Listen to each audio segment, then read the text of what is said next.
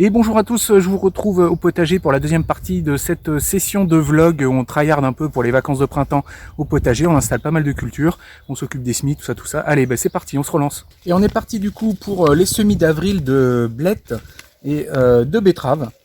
Donc j'ai plusieurs variétés. Alors au niveau des blettes, j'ai de la classique, de la blonde à carte blanche. Ça c'est un peu le classique de la blette.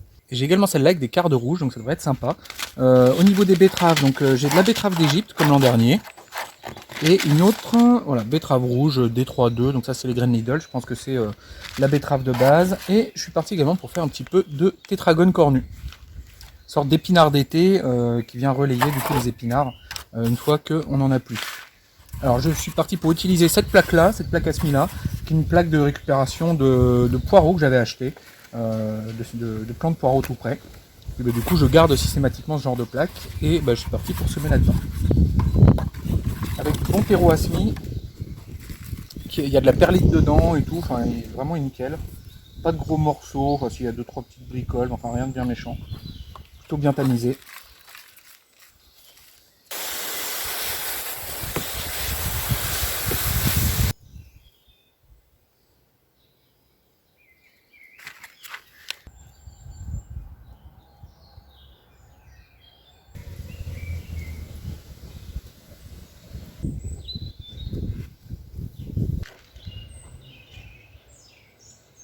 Et donc voilà, le semis est prêt, on pourrait le réarroser encore un petit coup, mais enfin là c'est franchement pas indispensable. Il y a suffisamment d'humidité, les graines sont bien dorlotées, bien en place.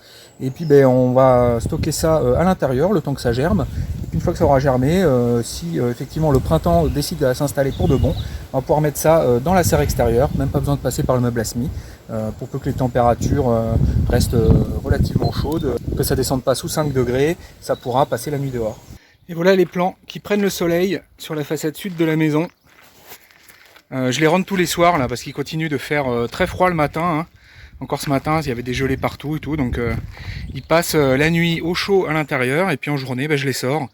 Sur ce mur sud là, donc il fait plus chaud que n'importe où ailleurs. En plus ça cache un peu le vent. Juste au moment où je dis ça, il y a une petite rafale. Mais enfin, globalement. Et voilà, les plants ils poussent vraiment, ils commencent à être vraiment grands. Et quand il va arriver le temps des seins de glace, ils seront vraiment jolis. Par contre, les tomates commencent à avoir faim, commencent à développer des taches qui commencent à faire penser à des carences en phosphore ou des choses comme ça. Ce genre de taches un peu rougeâtres sur les côtés. Phosphore ou potassium d'ailleurs. Donc ça c'est vraiment des taches, c'est pas des taches de maladie, ça c'est vraiment des taches de carence. Donc ça quand il y a ce genre de taches sur les tomates là avec les feuilles, on voit qu'ils sont abîmés via les bords. C'est pas de la tache de maladie, ça. C'est vraiment, il lui manque à manger dans le pot, donc il est temps de remettre à manger. Alors soit il faudrait rempoter, mais là ça va être compliqué. Donc je pense que je vais leur mettre un petit peu d'engrais dans le pot. Alors j'ai trouvé de l'engrais bio, utilisable en agriculture biologique, donc c'est parfait. J'ai des petits granulés, je vais leur en mettre dans les pots, et ça devrait rapporter ce qui leur manque. De quoi tenir jusqu'au sein de glace. J'en profite pour vous montrer également les chayotes qui sont pas vaillantes. Hein. Voilà, ça me refait un peu comme l'an dernier. Alors il y a un redépart là, elle est en train de repartir à partir de là. Mais bon, les chayotes, chaque année, décidément, j'y arrive pas, hein, j'ai du mal. Ça veut pas. Et là pareil, celle-là, il y a un redépart, mais voilà, elles sont vraiment pas vaillantes. Donc bon, j'essaie de les sauver, on va voir ce qu'on peut faire. Peut-être qu'elles vont repartir de là. Alors c'est parti pour un semis de maïs. Alors j'ai déjà mis le terreau, il est déjà humidifié. Donc là je suis parti pour mettre 2 grains par alvéole, hein, pour être sûr d'avoir à chaque fois au moins un semis qui marche. Et puis j'enlèverai le semis le moins joli. Voilà, je fais des petits pré-trous. Et donc je suis parti pour semer ce maïs ornemental là, mais qui est très bon, s'il n'est pas que ornemental, je l'ai mangé, j'ai trouvé très bon l'an dernier. Et également des graines de maïs bleu que m'a offert André Abrahami l'an dernier quand je suis allé chez lui. Et donc je vais faire un test, c'est le maïs bleu dont il parle dans une de ses vidéos avec un expert du maïs qui lui avait offert, il m'en a offert aussi un petit peu du coup, donc je vous renvoie vers sa vidéo, c'était très intéressant, vidéo sur le maïs. Et du coup c'est parti, on va mettre du maïs bleu, donc 2 grains.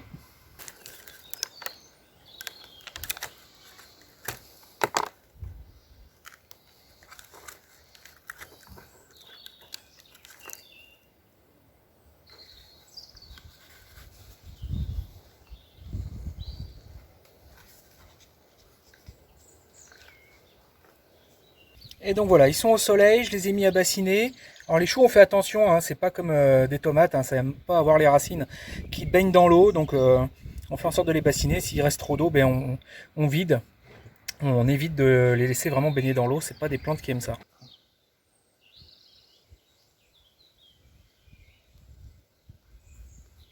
Et voilà, un peu moins d'un mois à passer, là on est le 13 avril. Et voilà, je vous laisse admirer le semis. Donc je m'en suis occupé tout du long, hein, on garde bien humide, sans détremper. Et voilà, j'essaie de reculer un peu pour que vous voyez bien. Et du coup le petit assortiment de tomates là que j'ai essayé, ben, il a très bien fonctionné. Toutes les graines ont bien germé. Il y a surtout celle-là que je trouve sympa, qui a l'air marrante comme tout.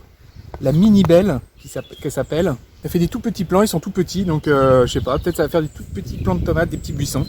Je vais voir ça. Et alors au niveau voilà, des semis qui ont été faits dans ce genre de petite terrine à semis, bah, je vous laisse comparer la taille avec, moi je sais pas, un des plus grands qu'il y a sur les alvéoles. Voilà. Clairement, on est sur un niveau de pousse qui est très supérieur, hein, parce qu'il y a plus d'espace pour chacun des plants, des conditions de germination qui sont meilleures. Donc voilà, c'est quand même plus confort pour les tomates que les petites alvéoles. Parce que là, mine de rien, les alvéoles, elles sont vite remplies. Voilà, je vous laisse comparer. Et là, d'ailleurs, il est temps de les repiquer. Hop. Et voilà, une petite motte. Alors, je vous rappelle, hein, on n'hésite pas à enterrer plus que le niveau auquel ça y est déjà. Si on regarde de très très près, je vais essayer de vous montrer ça. Normalement sur la tige, on voit il y a plein de petites poiluches. Et ça en fait, ça peut redevenir des racines. Donc on n'hésite pas à enterrer plus profond que ça ne l'était. Jusqu'aux premières feuilles en fait. De manière à ce que tout le bas de la tige développe des racines. Alors ça marche qu'avec les tomates ça, hein. Faites pas ça avec des poivrons ou des choses comme ça. Mais voilà, dans le cas des tomates, on peut les enterrer plus que ce qu'elles étaient à la base. Elles se réenracineront d'autant mieux. Voilà, et je vous montre toutes les tomates repiquées. Voilà, il y a du monde. Bon, un des effets de bord du fait que j'ai ce peuplier qui soit tombé, c'est que je me retrouve avec énormément de broyat, puisqu'on est en train de passer tous les petits branchages de l'arbre à mon broyeur de végétaux, et du coup je me retrouve avec pas mal de broyat. Là on en est au 4e bac, et comme je vous disais que je cherchais un moyen de cacher la misère des bâches que j'ai installées, et ça va être parfait. Donc j'ai la brouette, la pelle, et ça va aller là.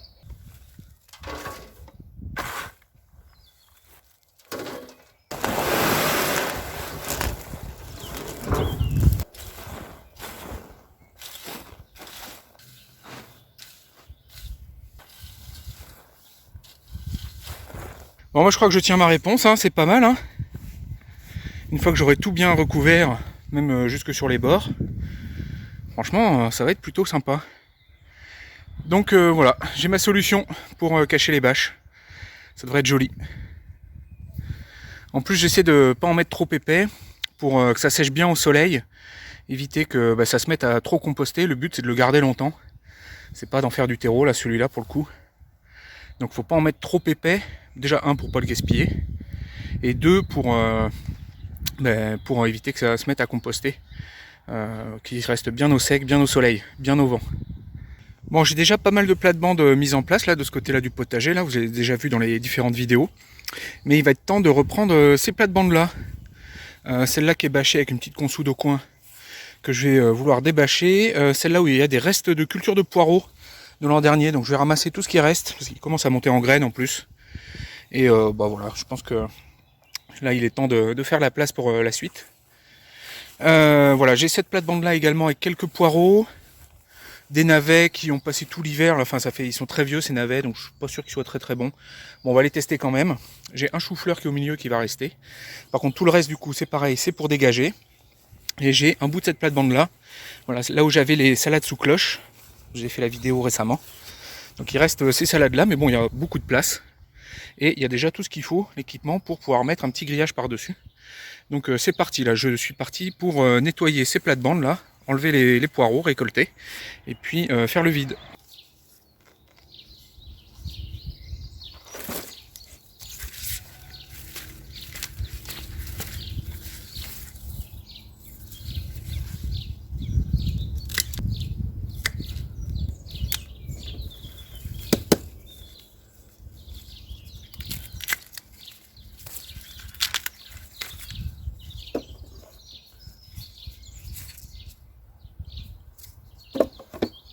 Là on voit bien la rouille du poireau.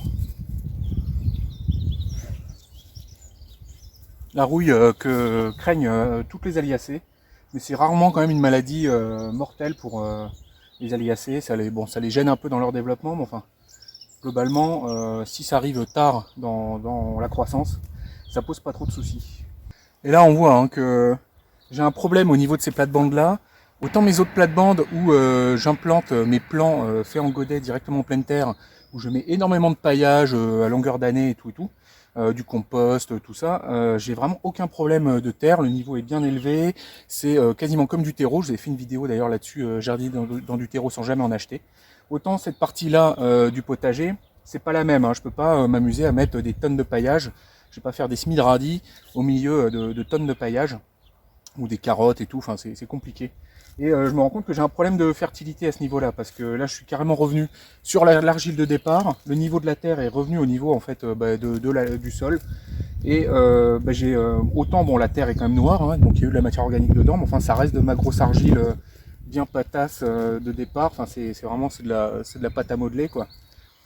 Du coup là moi je vous raconte pas de bobard, hein, je vous dis ce que je fais au jardin, et je pense que je vais mettre un sac de terreau sur chacun de ces bacs, pour arriver à remettre un peu de niveau, un peu de matière. Alors c'est pas forcément super satisfaisant, mais là en l'état je fais des exportations en permanence. Ouais, puis j'ai aussi acheté du coup de l'engrais utilisable en agriculture biologique pour redonner un peu de la texture et puis à manger à ces plates-bandes là.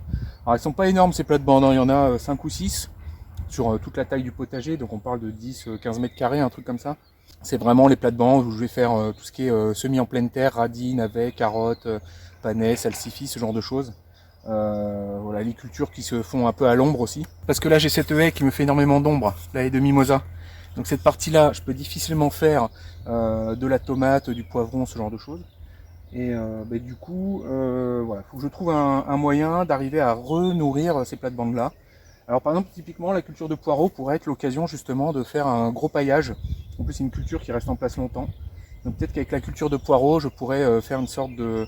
en profiter pour associer ça avec du paillage. Ou alors quand je fais les blettes également aussi, quand une fois qu'elles sont bien grandes, qu'elles sont bien développées, je pourrais pailler la zone de manière à faire en sorte de ramener de la nourriture à cette zone-là. Enfin, je sais pas, il faut que je trouve des techniques. En attendant, là je suis parti pour mettre des sacs de terreau. Allez, je continue. Et je suis content, mes poireaux ils sont jolis, hein. Par rapport à l'an dernier, j'ai quasiment pas d'attaque de mouche du poireau. Et ils sont plutôt gros et tout, ils sont plutôt beaux. Avec un fût pas trop mal.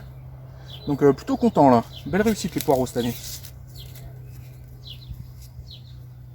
Regardez ça, c'est joli hein. Bon et voilà sur deux plates-bandes, en gros ce que je vais retirer en termes de matière organique, que ce soit du coup les coupes de poireaux, puis ça aussi du coup la récolte également. Et à chaque fois, en gros, que je fais une récolte, je retire de la matière organique, alors du phosphore, du potassium, de l'azote. Alors l'azote, il peut se régénérer un peu tout seul, mais le phosphore et le potassium, il ne va pas s'inventer. Et là, par exemple, vous voyez ces navets là que j'ai récoltés, qui ont passé tout l'hiver dehors.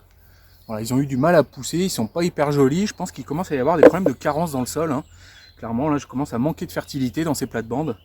Et en fertilité mécanique, hein, au niveau de la texture du sol, hein, parce que le sol est en train de redevenir très lourd, très argileux, ma terre de départ en fait, hein, qui est plus du tout surélevée, hein, parce que c'est revenu au niveau des allées, plus le fait voilà, que j'ai, à force de piocher dans le sol, je l'ai énormément appauvri. Et puis là je vais encore lui enlever tout ça, voilà, tout ça de matière, avec du coup tout ce que ça contient de potassium, de phosphore, qui a été pioché dans le sol et qui ne va pas y retourner. Donc là je suis un peu dans une impasse, et je vais régler ça avec de la fertilisation importée, extérieure, chose que je fais assez peu, vu que sur le reste de mon itinéraire ça fonctionne bien, sur les plants que j'implante directement dans les bacs. Mais là sur cette partie-là, clairement je suis bloqué. Alors je vais vous montrer du coup dans les autres bacs justement ce que j'ai en face justement de ces bacs-là qui me posent souci. Alors voilà un des bacs typiques de l'autre partie du potager que je conduis comme des composteurs, hein, les bacs où je fais mes tomates, tout ce qui est aubergines, poivrons, concombre, enfin voilà, tous les gros plants qu'on implante directement en godet. Et là je vous montre la différence. Alors vous voyez, hein, il y a beaucoup de paillage, donc ça nourrit le sol en permanence. Donc il y a une première couche de paillage bien sèche, après j'ai une deuxième couche de paillage semi-décomposé, donc là on devine les feuilles de chêne que j'ai mis à l'automne. Et après si je creuse encore derrière, voilà, là ça s'enfonce là-dedans, Voilà, c'est comme je vous disais, hein, c'est jardiner dans du terreau sans jamais en acheter. Voilà, regardez ça. Donc là, tout ce que je vais planter là-dedans, ça va pousser tout seul. Et là, si par exemple je mettais une salade là-dedans, elle pousserait très bien aussi. Le problème, c'est voilà tout le paillage autour. Pour ce genre de culture-là, j'aime avoir la terre propre parce que les salades se salissent très vite avec le paillage. En plus, on cultive pas mal les limaces là-dedans. Donc quand on implante des plants qui sont déjà grands, c'est pas trop un souci. Mais voilà, pour cultiver des choses qui craignent un peu les limaces, c'est compliqué de cultiver ça là-dedans. Et là, bah, voilà, typiquement, je vais ramener la fertilité que j'ai enlevée de la plate-bande à l'instant. Bah, elle va partir là-dedans. Hop. Voilà, c'est pas compliqué de faire le potager comme le potagiste. Et on prend tout ce qu'on a et puis on cultive dans des composteurs. Et bah, ça, dans une semaine ou deux, ça aura disparu. Et ça aura commencé à redonner la fertilité au sol. Mais là, je me rends compte que je paye vraiment ma double rotation, en fait. Hein, cette haie qui m'empêche d'avoir une rotation complète, puisque tout le potager n'a pas le même ensoleillement. Et le fait que j'ai fait une double rotation, comme ça, ouais, comme ça, où bah, du coup j'ai une rotation sur la partie ensoleillée du potager pour tous les légumes d'été qui craignent un peu les mildious, qui ont besoin vraiment de lumière et de chaleur. Et puis une autre rotation, bah, du coup à gauche, celle dans les bacs que vous avez vu juste avant. Et ces bacs-là, ça commence à poser souci. Donc je ne peux pas avoir cet apport de fertilité comme je le fais là. Et là cette partie-là, vraiment, ça marche du feu de Dieu. L'autre partie, je vais être obligé d'y aller un peu à l'artificiel. Et voilà, donc du coup là, je suis sur le bac là, qui était encore bâché avec une consoude que je vais couper pour éviter qu'elle s'étale de trop, qu'elle prenne trop de place. Donc pareil, hein, ça c'est du paillage qui va partir de l'autre côté. Et vous voyez, là, il est quoi? Il doit être 11h du matin déjà, peut-être même 11h30. Je ne vais pas trop regarder l'heure. Et bah, c'est toujours à l'ombre cette partie-là. Et ça va être à peu près au soleil, disons vers 13-14 heures, chose comme ça. Et donc ça fait toute la matinée à l'ombre et c'est pas possible de cultiver des tomates dans ces conditions-là, par exemple. Les tomates, il y a besoin de sécher le mildiou très rapidement, enfin, de sécher l'eau très rapidement le matin pour éviter que le mildiou se développe. On ne peut pas faire des tomates dans ce genre d'environnement, elles vont très vite tomber malades. Enfin, clairement, elles vont pas sécher suffisamment vite le matin. Donc c'est pas un bon environnement pour faire des tomates. Et du coup, ça me bloque dans ma rotation. Alors vous en faites pas pour la consoude, ça repousse à une vitesse ce truc, c'est hallucinant. On est presque emmerdant tellement c'est costaud ce truc, ça pousse à une vitesse, c'est fou. Je reviens dans 2 semaines et bon, elle n'est pas au niveau de là où je l'ai coupé, mais pas loin. Et voilà la récolte de poireaux là, toute nettoyée. Regardez ça, ils sont jolis, hein. Nickel, je suis très content. Ils sont beaux, voilà. C'est moi qui l'ai fait. Regardez ça, ils sont chouettes, hein. Bon, il y en a des plus petits, mais bon, ils sont bons quand même. Et le blanc est très correct et il y a assez peu d'attaques de vers du poireau sur les poireaux cette année, je suis très content. Belle réussite, puis il y en a un bon paquet là. Il y en a lourd, hein. Le panier il est, vous voyez, il est bien plein. Bon, j'ai encore de faire ma séance de sport là, j'ai sorti tous les semis à la lumière. Et bah, ça m'embête hein, parce qu'il fait trop froid le matin, là j'ai installé ces 2 serres là, mais je peux toujours pas m'en servir. Il fait 2-3 degrés le matin, donc c'est vraiment trop froid pour y laisser les semis. Et même avec le chauffage, je suis pas sûr de pouvoir rehausser de 5 degrés la température dans ce genre de trucs qui sont vraiment quand même des passoires thermiques. Hein. Je dois pouvoir gratter 2 degrés, mais difficilement plus. Alors je prends pas de risque, du coup je les rentre tous les soirs. Mais bon, c'est du boulot. Mais j'en ai encore pour 3-4 jours comme ça normalement. Puis après ils annoncent que les températures vont remonter un peu. Mais là cette année, l'hiver il veut pas finir. Hein. D'ailleurs, une petite pensée pour tous ceux qui ont eu des gros dégâts avec les gelées qu'on a eu là. J'ai vu des vidéos là des viticulteurs et des fils sur Twitter aussi de gens qui tiennent des vergers qui ont vraiment eu des dégâts catastrophiques. Donc voilà, une petite pensée pour eux. Et voilà, j'y pense aussi, là j'en profite pour vous montrer. Alors j'ai tendance à vous montrer dans les vidéos tous les soucis que je pourrais avoir au jardin. Là par exemple je vous disais que j'avais un souci avec mes Christophines.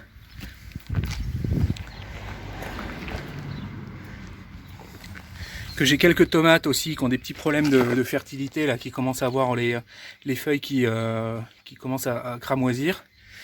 Et bah, j'ai tendance, moi, il y a beaucoup de chaînes où on montre jamais ce qui marche pas et on montre que ce qui marche. Moi j'ai tendance à montrer beaucoup ce qui marche pas en fait, puisqu'on apprend beaucoup de ces erreurs en fait et des problèmes qu'on a. C'est beaucoup comme ça qu'on progresse, en réfléchissant à ce qui va pas. Parce que quand ça va bien, bah ça va bien, hein, on continue, il y a pas d'enseignement à en tirer. Alors, par contre, quand il y a quelque chose qui marche pas, là, ça est la porte ouverte à beaucoup de réflexions, à beaucoup de cheminement. Mais c'est quand même pour vous dire que bon, je vous montre beaucoup ce qui marche pas, mais il y a aussi beaucoup de choses qui marchent très bien. Voilà, je vous montre un peu mes plans, hein. Regardez ça. Je suis vraiment très content, ils sont vraiment très beaux. J'en prends un au hasard. Hop, voilà, regardez ça. Ils sont déjà beaux, hein. Dans mes pots d'1 litre là, dont je vous parlais l'autre fois.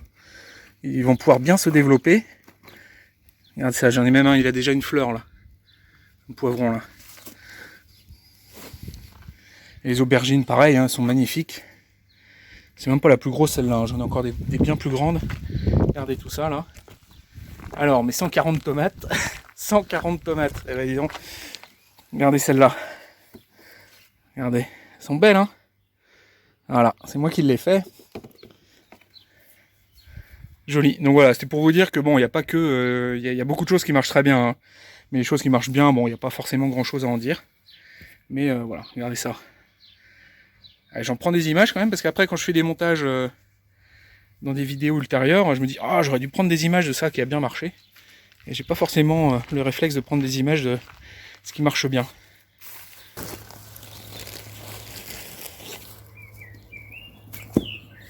Mais on voit que l'effet désherbant de la bâche est vraiment parfait, hein.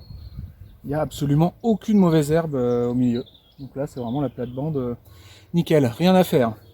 Je vais passer un petit coup de croc, mettre un peu de terreau, comme je vous l'ai dit. Alors celle-là, c'est une plate-bande justement qui avait reçu un peu de matière organique.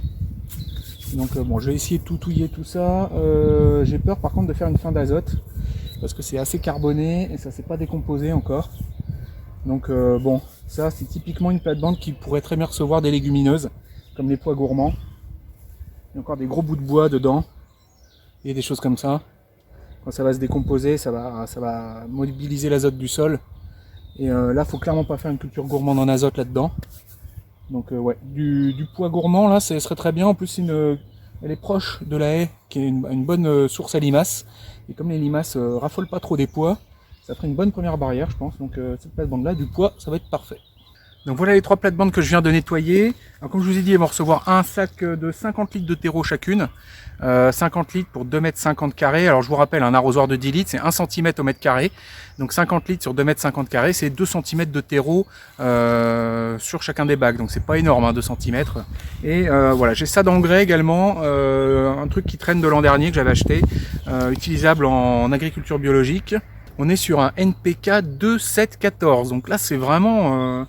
c'est pour la fructification, hein, parce que le NPK, le K, c'est quand ça sert à, c'est le potassium, ça sert à gérer la masse de la plante. Hein. La plante, c'est 80-90% d'eau, et cette eau, elle a besoin de potassium pour que les plantes arrivent bien à maintenir la pression osmotique des cellules. Du coup, les plantes ont besoin de beaucoup de potassium quand elles sont très lourdes. Donc, typiquement, quand elles vont commencer à faire les tubercules pour les patates, les fruits pour les tomates ou les courgettes, ce genre de choses. Donc là, c'est pas forcément le type d'engrais qui me va bien pour cette zone-là du potager, puisque là, moi, je vais avoir des choses qui vont faire beaucoup de feuillage et pas forcément des fruits énormes, hein. Donc, c'est clairement pas l'idéal, hein, comme engrais pour ce que je veux faire. Mais bon, je pourrais toujours... l'azote, c'est pas très compliqué d'en ramener. Un peu de tonte de gazon, ça permet de ramener de l'azote, et puis ça, généralement, ça disparaît relativement vite. Et au pire, bah, je peux compléter avec quelque chose de très azoté, je trouverais bien. Typiquement de l'urine. De l'urine, ça ferait très bien le travail. Alors, c'est parti.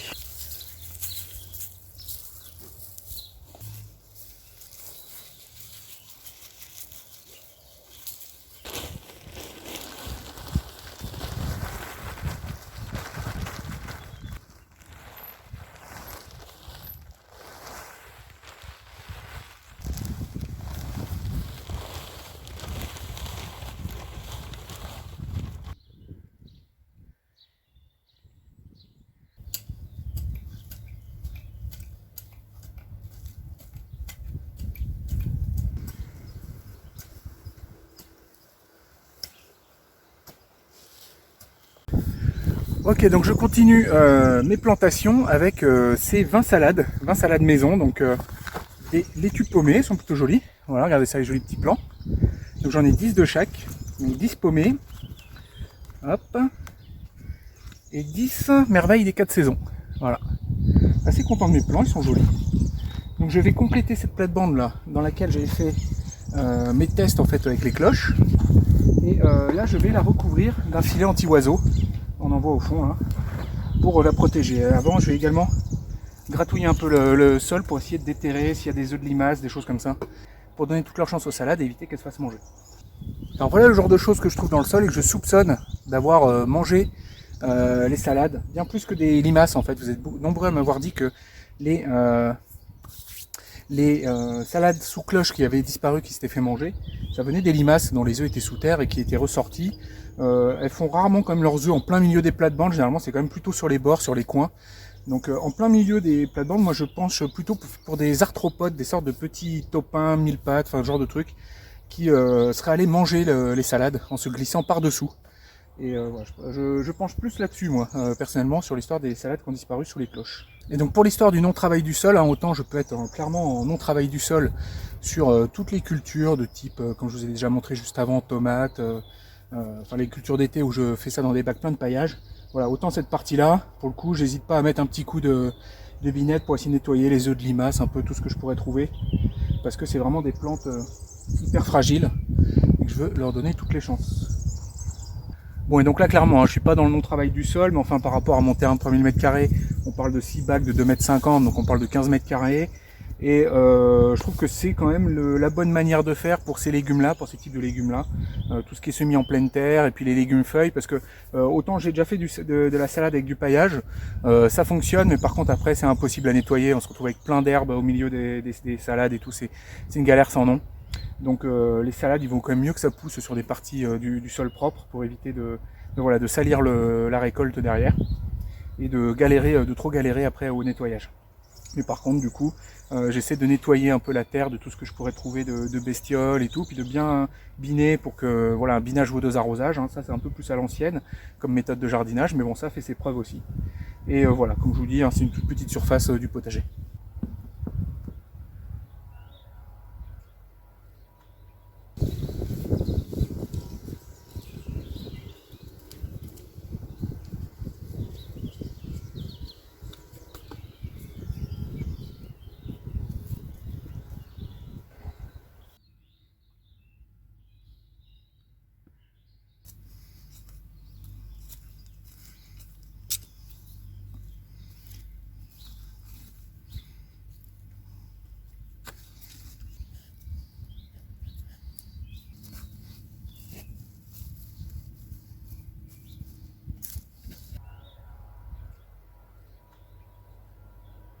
Alors parmi les plantations que je continue de faire, eh ben, je vais repiquer mon semis d'oignons blancs.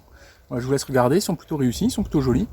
Et ben, je vais les repiquer un par un dans les places que je trouve. Alors bon, je vais laisser se passer de 5 cm en gros on va dire.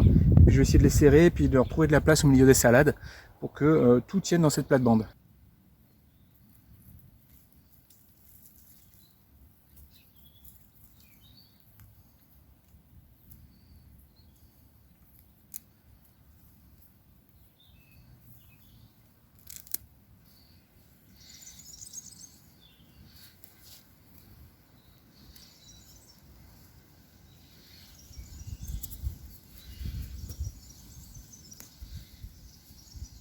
Ok, les petits oignons blancs sont plantés.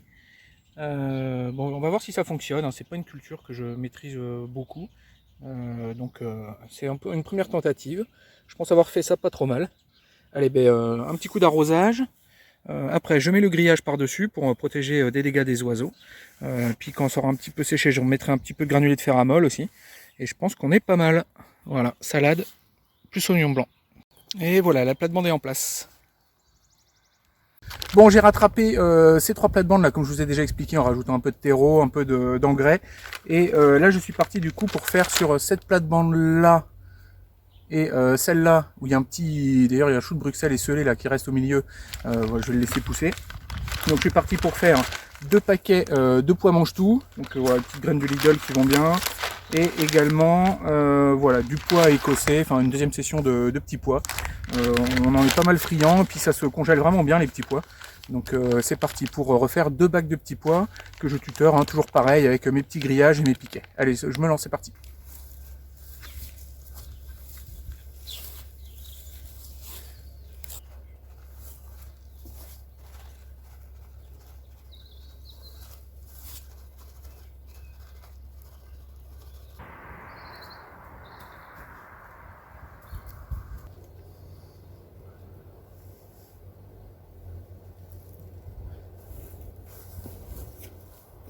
Alors au niveau de mes semis de courges et courgettes là, ça fait un peu plus d'une semaine que je les ai faits et ils sortent toujours pas, ça fait 8 jours. Donc là je les ai rentrés puis je les ai mis à côté d'un chauffage qui, leur donne de la chaleur. Parce que bon en fait il faut 21 degrés minimum, hein, pour que ça germe normalement, courges, courgettes, tout ça. Et ils ont passé une semaine, dans une pièce beaucoup trop froide avec cet hiver qui veut pas finir. Et bon voilà, je me suis, décidé à les rentrer en espérant que les graines n'ont pas pourri, que ça va quand même sortir. Enfin voilà, à suivre. Et c'est aussi une des raisons pour lesquelles je fais pas tout de suite tout ce qui est plant de melon, concombre, pastèque, parce que les températures de germination sont encore plus élevées. Et voilà, faut pouvoir être capable de leur donner ces températures-là. Et déjà 21, moi je pense que c'est limite, puisqu'on a du mal à avoir du 18. Et bah donc voilà, à suivre. Vivement que cet hiver se termine là, qu'on puisse passer vraiment au printemps. Bon, et là vous allez encore dire que j'ai fait ma victime du plastique, mais je galérais à rentrer et sortir tous ces petites jardinières avec quelques pots de tomates dessus à chaque fois. Et du coup j'ai investi dans des grands plateaux de plus, de manière à avoir suffisamment de plateaux pour gérer tous les semis que je fais. Normalement je dois pouvoir mettre l'équivalent de 4 jardinières sur un plateau comme ça ou comme ça. Et bon, c'est pas hors de prix, hein, c'est des plateaux comme ça, j'ai payé ça 12 euros, ceux-là ils sont un peu plus petits, c'était 10 euros. Et bah voilà, ça c'est pareil, hein, c'est du matos, j'ai ça pour la vie je pense, hein. Y a pas de raison que ça bouge. C'est de l'investissement. Voilà, avec des petites rainures au fond, pour bien que les pots eh ben, ils sont un peu surélevés et que l'eau passe dessous. Même si bon maintenant sur tous les pots, il n'y a pas besoin, il y a des rainures déjà intégrées. Mais voilà, pas mal de bacs pour bassiner les plants. Je vais tout transvaser dedans du coup. Bon là, l'après-midi a bien avancé et il s'est mis à refaire bon. Là on se croirait enfin au printemps. Hop, j'ai ressorti le short. Et il me reste cette plate-bande là du coup à semer sur les 3 que j'ai préparés. Et du coup je suis parti pour faire des semis un peu variés, d'un peu tout. Donc du persil en pleine terre, même si j'en ai aussi lancé en godet. Un peu de radis de base, du navet. Qu'est-ce qu'on va mettre d'autre encore? Ben, encore un petit peu de navet. Alors je vais faire des petits rangs sur la largeur. Là je vais essayer de faire vraiment des petits rangs pour s'amuser. Des radis un peu longs. Voilà, radis rosé de Pâques. Alors du radis, voilà, ça c'était à Lidl, donc voilà, Lidl c'est une marque allemande qui propose des graines un peu allemandes. De l'Ostergrüß, donc ça veut dire grus, grusseux, filum grusseux, un truc comme ça, je crois dire que c'est câlin, enfin amitié de l'Est en fait, Oster. Du coup de la carotte demi-longue également un petit peu. Qu'est-ce que je vais me mettre d'autre encore? Oui, puis je vais essayer de refaire un petit semis de panais également. Donc bah, allez, c'est parti, je prépare ces petits semis là. Et puis après, je vais rajouter des pontets pour pouvoir accrocher des grillages sur cette plate-bande là, de manière à protéger des oiseaux, éviter qu'ils me détruisent mon semis.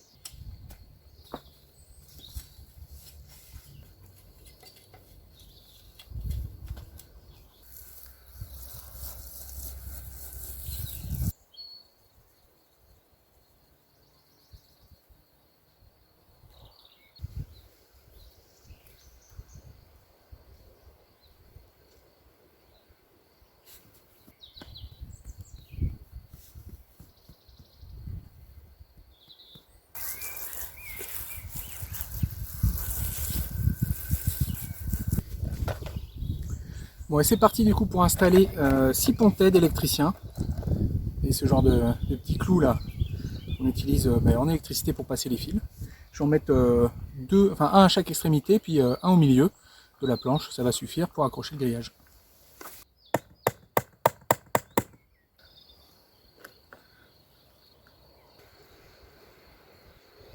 Bon, il est 9 h du matin, il fait toujours que 10 degrés. Cet hiver, il veut vraiment pas en finir décidément cette année. Et je suis quand même parti sur la plantation des patates, hein, parce que là il est vraiment temps, les lilas commencent limite à faner. Donc j'ai un peu traîné.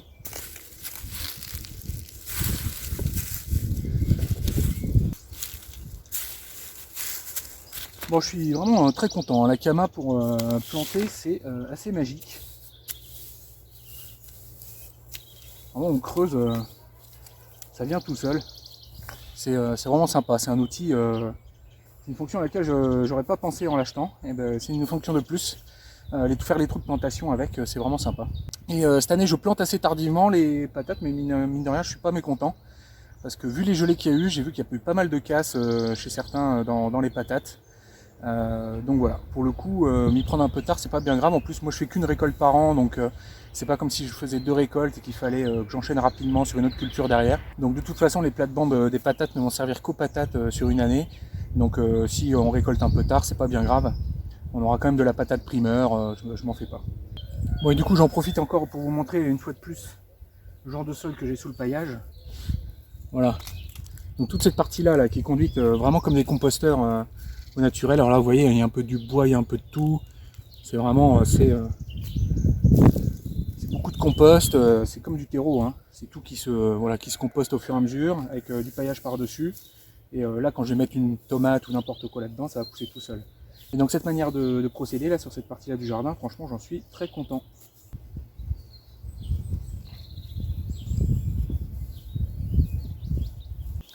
Et donc dans ma manière de faire, je suis entre deux, entre la culture de la patate traditionnelle et la culture de la patate sous foin, sous paille ou sous gazon.